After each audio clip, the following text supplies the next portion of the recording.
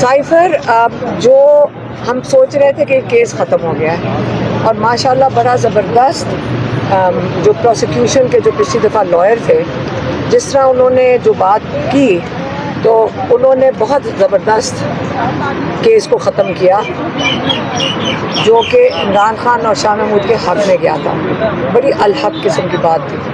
अब क्या हुआ है, चीफ जस्टिस आमिर फ़ारूक आते हैं और एक सवाल पूछते हैं, आया ये केस सही तरीके से हुआ है? उन्होंने पूछा कि ये फेयर ट्रायल हुआ है। अब इसका क्या मतलब था? ये सवाल आमिर फ़ारूक को हमें भी समझ आ रही है, 3 महीने पहले पूछना चाहिए था, पहले दिन। आज जब इन्होंने पूछा है हमें यही समझ आ रही है। उसके बाद जो उनका लॉयर खड़ा था, शाह साहब को तो उन्होंने निकाल दिया। जो लॉयर खड़ा था उसने पूरी किताब पढ़नी शुरू कर दिया।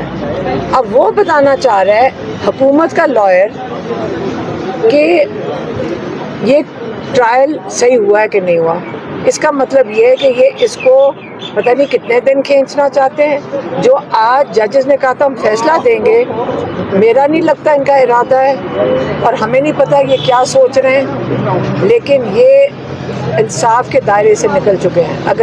अगर अब फैसला नहीं देंगे उस केस के ऊपर जो ख़त्म हुआ केस है, तो हमें पे बड़ा अफसोस होगा जजेस के ये तरीक़ाकार पे, क्योंकि उनको पता है कि उनके पास और कोई चॉइस नहीं है इस केस को ख़त्म करने की और इनको रिहा करने की। इमरान खान और शाह महमूद को अब उनको रिहा कर देना चाहिए। ठीक है, तो अब मैं क्या कह सकती हूँ? मैम, जो आज फैसला महफूज हुआ है इद्दत केस के हवाले से, उस हवाले से क्या कहेंगे? अब वो महफूज क्यों है 29 तारीख तक? किस लिए? क्योंकि वो जो बहुत ही, मैं आपको ये कहना मैं बड़ा कम ये बात आपने मेरे से सुनी होगी, बड़ा घटिया और बड़ा बेशर्म एक आदमी है, उसका नाम है रिजवान अब्बासी। ये नाम याद रखना, ये नाम आप याद रखना। घटिया और बेशर्म आदमी है। वो जब गंद करना होता है ना हुकूमत ने, तो उस आदमी को लाया जाता है। साइफर केस में भी वही खड़ा था। वो झूठा और बेशर्म आदमी है। अब ये मैं बारी बारी कहूँ, वो मुल्क से बाहर चला गया है। अगर वो अब जब तक वापस नहीं आता, आप इसके इद्दत की जो केस की जो डिसीजन रिजर्व हुई है, जजमेंट, वो तब तक सुनाई नहीं जा सकती। तो वो घटिया आदमी पता नहीं तब तक वापस आता है। मैंने जैसे कहा कि वो घटिया काम के लिए वो बंदा लाया जाता है। ठीक, और ये नाम कभी ना भूलना, रिजवान अब्बासी, ताकि उसके अगली जो बच्चे, उसकी नस्लें हैं, याद रखेंगे कि हमारे वालिद को किस नाम से याद किया जाता था। घटिया आदमी है। अच्छा, हलीमा खान साहब, जिस तरह चौधरी परवेज इलाही साहब भी रिहा हो चुके हैं, क्या अब आपको उम्मीदें वाबस्ता हो गई हैं? क्या अब इमरान खान और शाह महमूद कुरैशी साहब? आपका ख्याल है क्या होगा? नहीं, ये रिहा करना चाहते, उसकी तस्वीर दिखाना नहीं चाहते, तो उसको इमरान खान को रिहा क्यों करेंगे? और साथ शाह महमूद भी अभी साइफर में, उनकी भी फैमिली आई हुई थी इसी उम्मीद में कि आज रिहा हो जाएंगे। तो अब हमें कुछ नहीं पता, आज हो जाना चाहिए था, केस ख़त्म हुआ हो। अब ये हम नए तरीके देख रहे हैं कि उसको घसीटा कैसे जाए।